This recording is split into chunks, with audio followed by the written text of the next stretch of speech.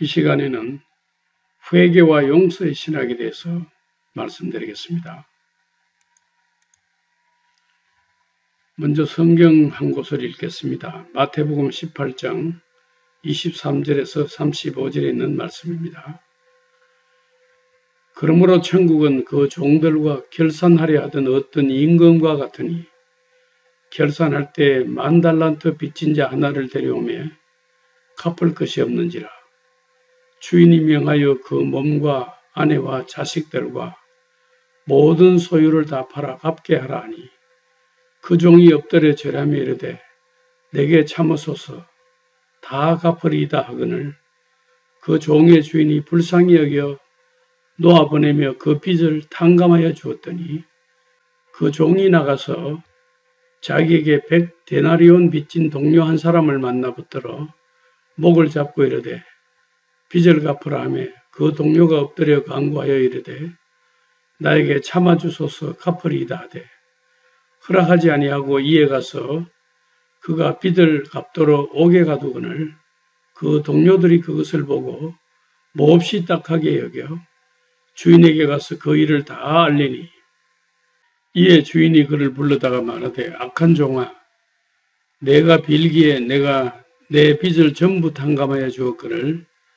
내가 너를 불쌍히 여김과 같이 너도 네 동료를 불쌍히 여김이 마땅하지 아니하냐 하고 주인이 노하여 그 빚을 다 갚도록 그를 옥졸들에게 넘기니라. 너희가 각각 마음으로부터 형제를 용서하지 아니하면 나의 하늘 아버지께서도 너희에게 이와 같이 하시리라. 예수님께서 하신 말씀입니다. 여기 그림이 보이는데 이 사람이 아주 큰 빚을 지고 있습니다. 여러분 가운데 큰 빚을 져 보신 분이 있습니까? 빚을 못 갚으면 종으로 팔렸던 시대가 있었습니다. 오늘 이 성경에 나오는 시대도 마찬가지입니다. 갚을 것이 없는지라 주인이 명하여 그 몸과 아내와 자식들과 모든 소유를 다 팔아 갚게 하라 했다고 했습니다. 빚을 못 갚을 때 자기 몸도 아내도 자식도 있는 소유도 다 팔아서 그 빚을 갚게 했던 시대입니다. 성경 열왕기하 4장 1절에 보면은 엘리사 선지자 시대에 선지자의 제자들의 아내 중에 한 여인이 엘리사에게 부르짖어 이르되 당신의 종 나의 남편이 이미 죽었는데 당신의 종이 여호와를 경외한 줄은 당신이 아시는 바니이다. 이제 빚준 사람이 와서 나의 두 아이를 데려가 그의 종을 삼고자 하나이다. 이런 말씀이 있습니다. 빚을 못 갚으면 자기의 아이도 종으로 팔려갔습니다. 오늘 이 열왕기 하에 있는 이 말씀을 유다 역사가 요세푸스는 1세기 유다 역사가인데 예수님보다 조금 뒤에 왔던 사람입니다. 1세기 역사가 요세푸스는 이 선지자의 제자가 열왕기상 18장 13절에 오바댜라고 했습니다. 이 오바댜는 아방의 부인 이세벨이 시돈 공주였죠. 그 시돈 공주가 시집을 오면서 시돈의 바알신을 가지고 왔어요. 그래서 이스라엘 사람들 하여금 바알을 섬기게 하고 바알 선지자들을 도와주면서 여호와의 선지자들을 학대하고 죽였던 사람입니다. 그때에 이 오바댜가 여호와의 선지자 100명을 50명씩 굴에 두고 양식을 공개했다는 것입니다. 그래서 이때 오바댜가 양식을 공개하기 위해서 빚을 내어서 사용했는데 이 빚 때문에 이제 이 선지자의 아내와 아이들이 팔려갈 입장이 되었다는 것입니다. 이것은 요세푸스가 열왕기하 4장 1절에 나오는 이 선지자의 생도 이 생도가 바로 열왕기상 18장 13절에 오바데라고 한 것입니다. 데나리온에 대해서 우리가 한번 생각해 보십시다. 데나리온은 은으로 만든 고대 로마의 은전입니다. 이렇게 은전을 볼 수가 있죠. 한 데나리온은 로마 보통 군인의 일당이고 비숙련 노동자의 일당이었습니다. 은전에는 그 당시 로마 황제의 얼굴이 이렇게 새겨져 있었습니다. 10,000달란트 빚진 자와 100데나리온 빚진 동료, 여기에 대해서 한번 생각해 보십시다. 데나리온은 은전으로서 그 무게가 약 4g 정도 되었습니다. 노동자의 하루 품삯이었고 달란트는 금 20 내지 40kg을 한 달란트라고 했습니다. 그러니까 달란트는 데나리온처럼 돈으로 만들 수 없는 아주 큰 양의 금 덩어리였습니다. 한 달란트는 데나리온의 6,000배에 해당했고 노동자의 16년 임금에 해당했습니다. 그러니까 한 달란트가 굉장한 양의 돈이죠. 1만 달란트는 100데나리온의 60만 배에 해당했습니다.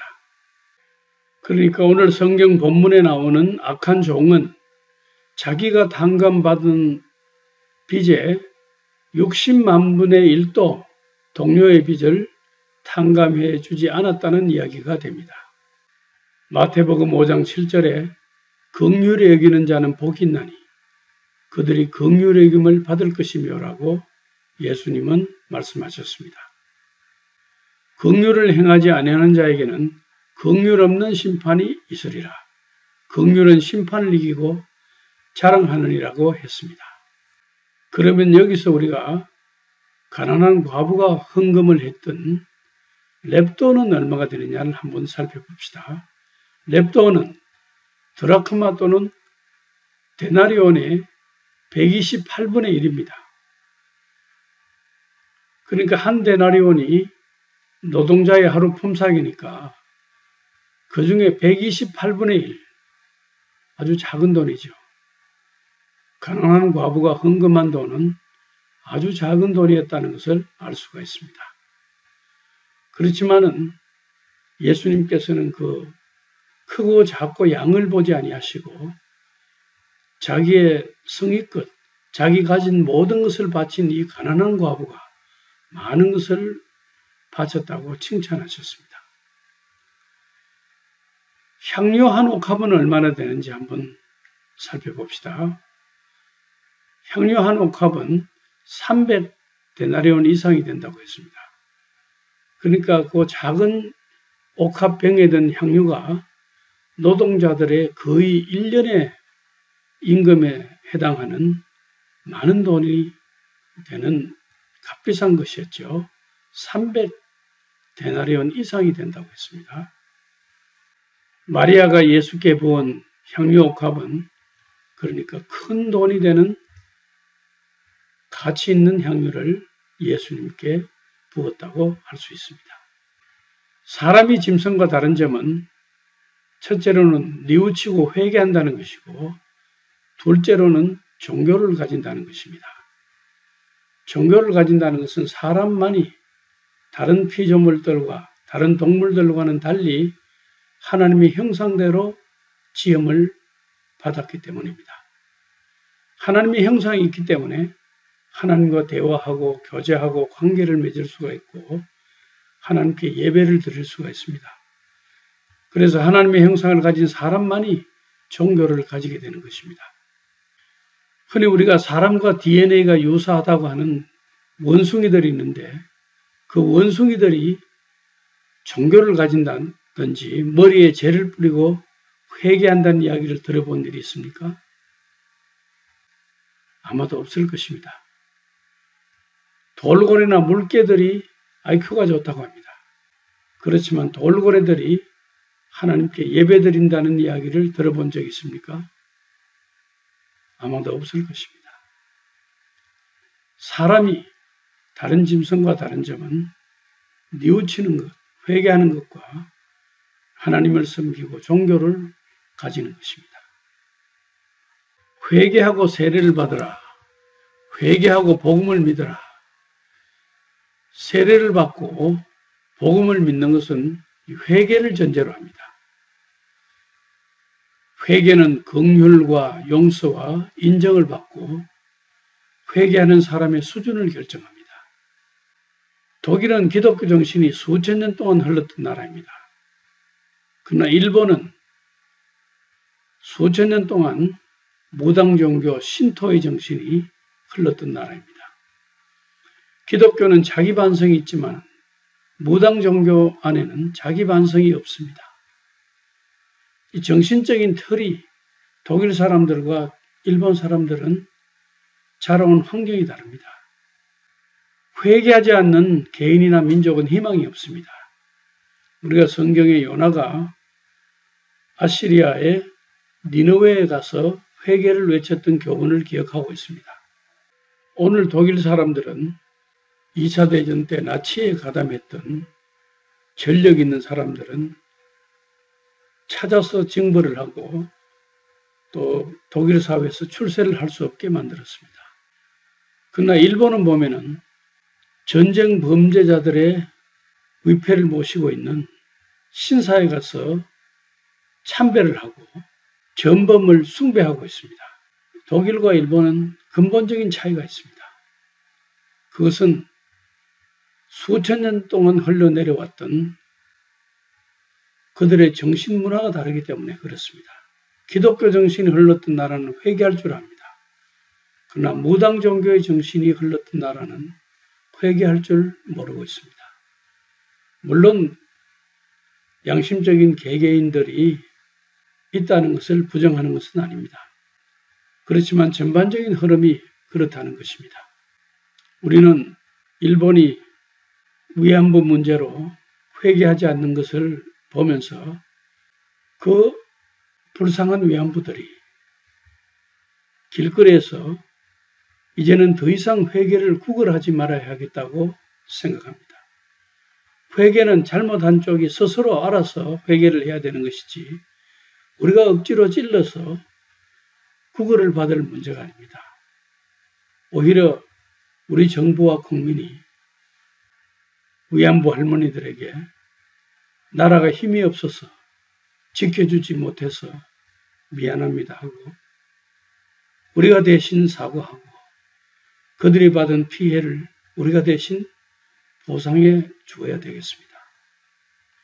그들로 하여금 일본을 향해서 회개를 구걸하지 말게 해야 되겠습니다.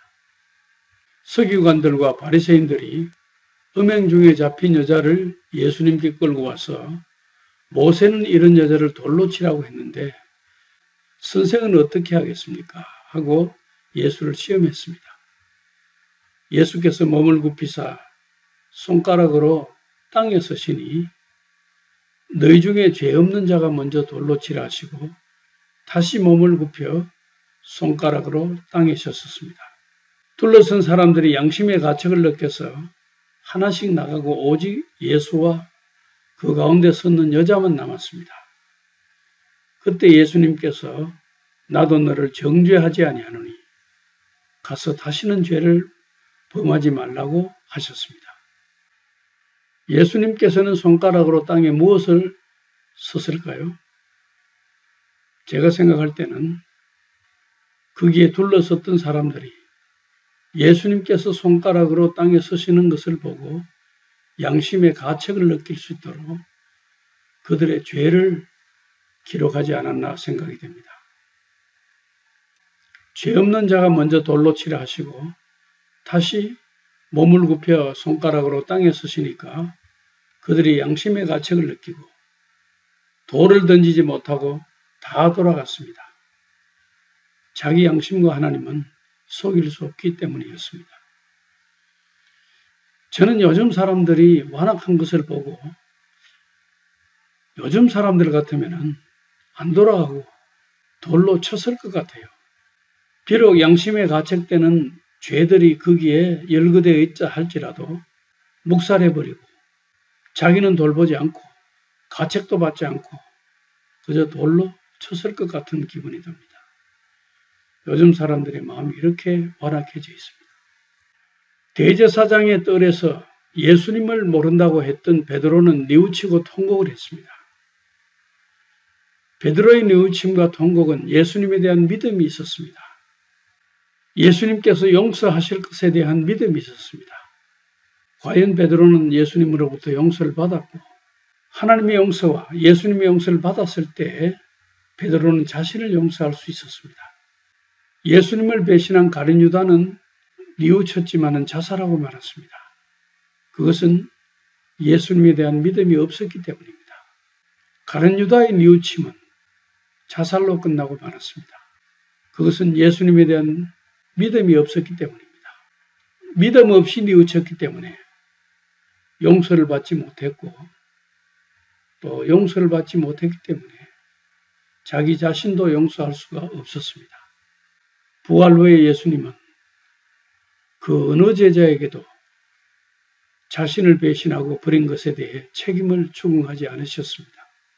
중세시대 유대 랍비 마이모니데스는 모세 오경에 있는 율법을 의식법이든지 도덕법이든지 간에 613개로 분류했습니다. 그 중에 하라는 것이 248개, 하지 말라는 것이 365개라고 했습니다. 외우기 좋죠. 1년이 365일이기 때문에. 또 248개는 우리 몸의 인체가 248개로 구성되어 있다고 합니다. 이 613개의 율법뿐만 아니고 이 613개의 율법을 지키는데 세부 규칙을 만들었습니다. 예를 들어서 안식일을 기억하여 거룩하게 지키라 하면은 이것이 613개 안에 율법의 하나로 들어갑니다. 그런데 어떻게 지키는 것이 거룩하게 지키는 것인가에 대해서 세부 규정들을 만들고 지키라고 가르친 사람들이 서기관, 바리새인, 율법사들이었습니다. 그 수많은 세부 규정들이 사람들에게 율법과 함께 무거운 짐이 되었습니다. 그래서 예수님께서 서기관들과 바리새인들이 모세의 자리에 앉았으니 그러므로 무엇이든지 그들이 말하는 바는 행하고 지키되 그들이 하는 행위는 본받지 말라. 그들은 말만 하고 행하지 아니하며 또 무거운 짐을 묶고 사람의 어깨에 지우되 자기는 이것을 한 손가락으로도 움직이려 하지 아니한다고 했습니다. 화 있을진저 또 너희 율법교사여 지기 어려운 짐을 사람에게 지우고 너희는 한 손가락도 이 짐에 대지 않는도다고 하셨습니다. 여러분들이 보시는 이 그림은 전형적인 유대 회당의 모습입니다. 회당 들어가는 입구 오른쪽에 이 모세의 자리가 있었습니다. 실제로 모세가 여기 앉아서가 아니라 회당은 율법을 가르치는 곳이었기 때문에 상징적으로 모세의 자리를 만들어 놓았습니다. 율법이 모세를 통해서 주어졌기 때문에 상징적으로 회당 안에 모세의 자리를 만들어 두었습니다.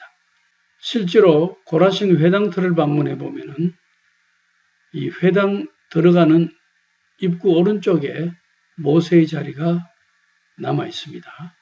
조금 전에 본 그 그림과 일치하죠. 조금 더 사진을 크게 보면은 모세의 자리를 표시해 놓은 의자를 볼 수가 있습니다. 수고하고 무거운 짐진 자들아 다 내게로 오라. 내가 너희를 쉬게 하리라. 마태복음 11장 28절에 있는 말씀입니다. 이때 수고하고 무거운 짐은 물리적인 짐이 아니라 율법과 세부적인 규정에 대한 짐이었습니다. 이 그림이 어떤 그림인지 아십니까? 이 그림은 렘브란트의 돌아온 탕자라는 유화입니다. 탕자가 돌아왔을 때 아버지께서 이 내 아들은 죽었다가 다시 살아났으며 내가 잃었다가 다시 얻으노라 하고 즐거워하며 잔치했던 기록이 있습니다. 여러분들이 보시는 이 사진은 쥐엄나무 사진입니다.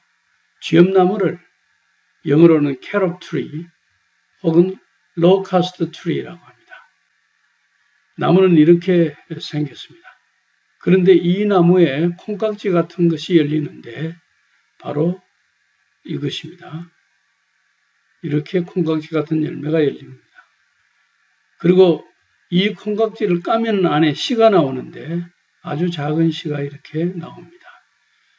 이 씨가 왕카랏입니다.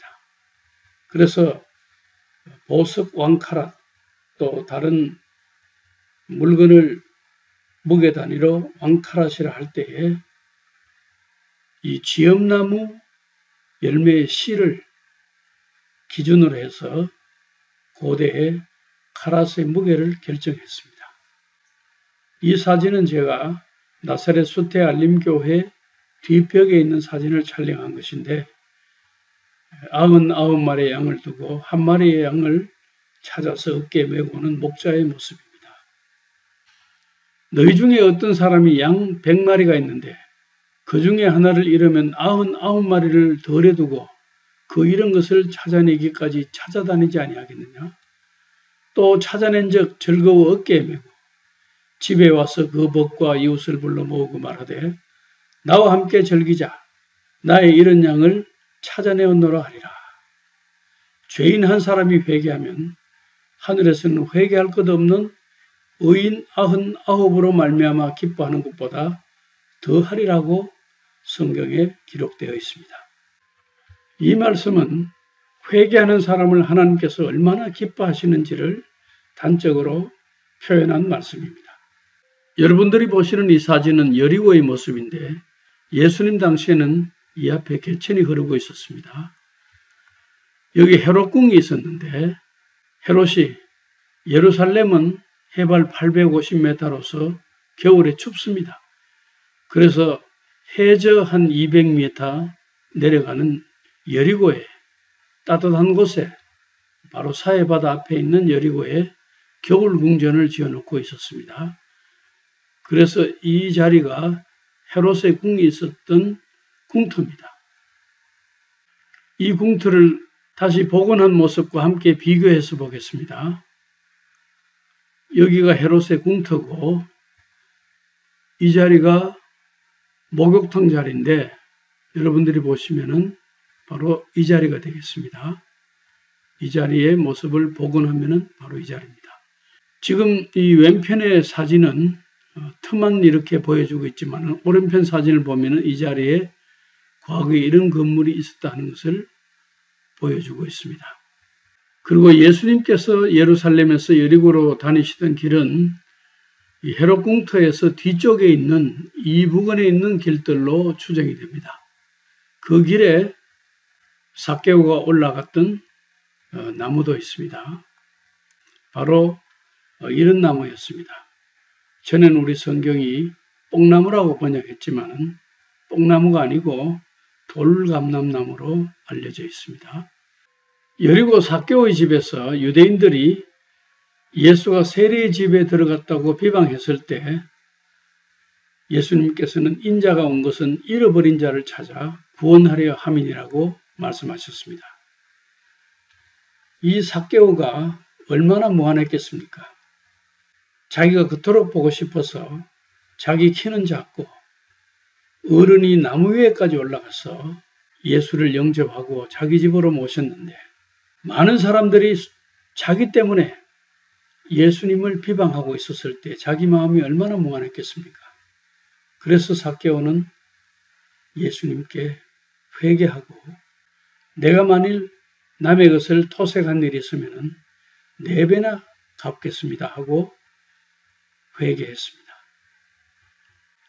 갈보리산의 십자가 위에서 회개하는 강도에게 예수님은 오늘 내가 나와 함께 낙원에 있으리라고 말씀하셨습니다. 예수님은 회개하는 자를 기뻐하시고 잃어버린 자를 찾아 구원하려 오셨다고 하셨습니다.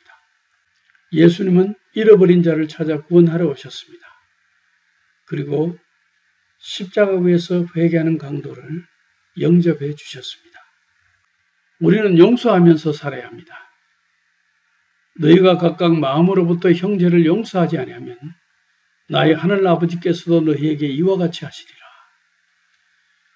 우리가 우리에게 죄진 자를 사하여 준 것 같이 우리 죄를 사하여 주시옵고, 영어 성경에 보면은 Forgive us our debt as we also have forgiven our debtors. 이 죄를 빚으로 해석을 했습니다.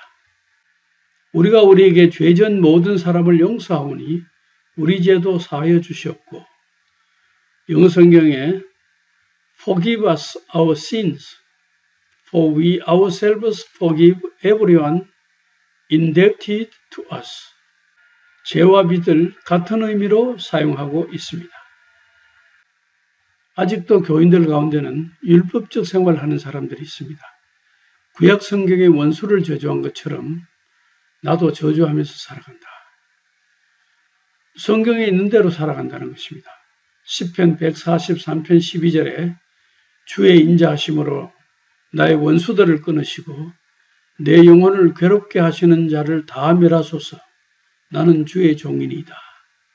다윗도 이렇게 살았고 구약 성경 시편에 이렇게 되어 있기 때문에 나도 이렇게 살아간다는 것입니다. 내 원수들이 보응받는 것을 내 눈으로 보며 일어나 나를 치는 행악자들이 보응받는 것을 내 귀로 들었도다. 시편에 이렇게 기록되었으니까 나도 이렇게 살아간다는 것입니다. 그러나 우리 신약 시대에 예수를 믿는 사람들은 율법적으로 살아서는 안 되고 복음적으로 살아야 합니다. 신약 성경에 예수님이 가르친 대로 살아야 합니다. 구약 성경대로 살아가는 것이 아닙니다.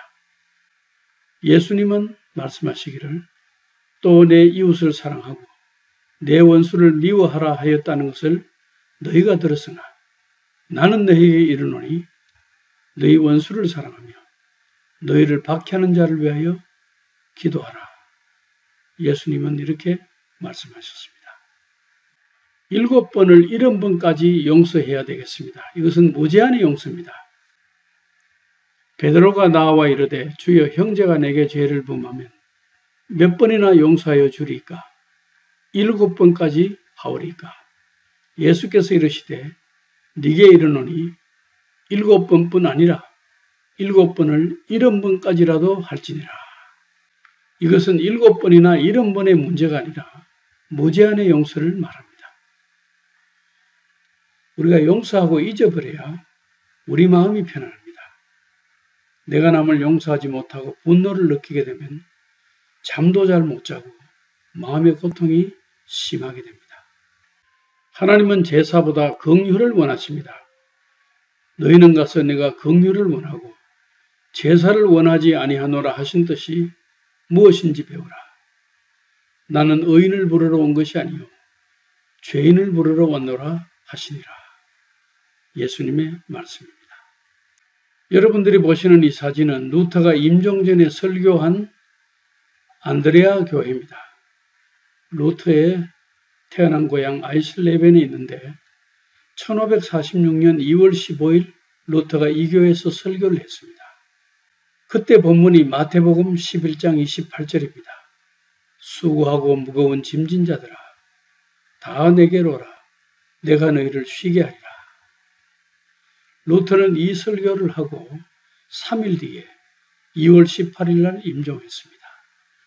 그야말로 마지막 설교고 임종전의 설교인데 본문을 참 멋있게 택했다고 생각이 됩니다. 수고하고 무거운 짐진 자들아 다 내게로 오라.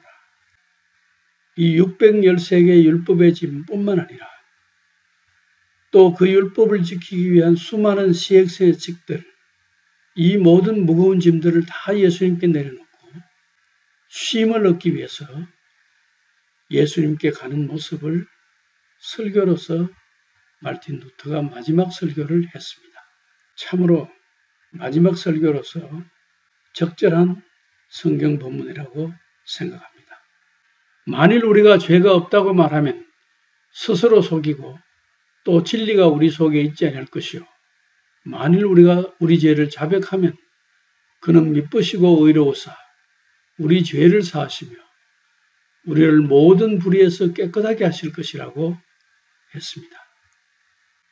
우리가 죄인인 것을 인정하고 우리 죄를 자백하면 하나님께서는 우리 죄를 사하시고 모든 불의에서 우리를 깨끗하게 하실 것입니다. 오늘 주제가 회개와 용서의 신학입니다. 결론적으로 우리가 알 수 있는 것은 아무리 큰 죄도 아무리 큰 빚도 하나님의 용서와 탕감을 받을 수 있다는 것입니다. 그러나 남을 용서하지 않는 죄 그리고 성령을 거역하는 죄는 사함을 받지 못합니다. 성령을 거역하는 것은 우리가 회개하는 것이 스스로 하는 것이 아니고 우리 힘으로 하는 것이 아니고 성령께서 감동으로 우리를 회개시키시기 때문에 우리가 성령을 거역해버리면 회개가 이루어지지 않습니다. 성령을 거역한단 말은 회개하지 않는 죄는 사함을 받지 못한다는 것입니다. 또 남을 용서하지 않는 죄는 사함을 받지 못합니다. 우리가 하나님으로부터 용서를 받기 위해서는 우리도 남을 용서해야 하겠습니다. 우리 모두가 수고하고 무거운 짐을 주님께 맡기고 남을 용서하면서 복음적으로 살아야 하겠습니다.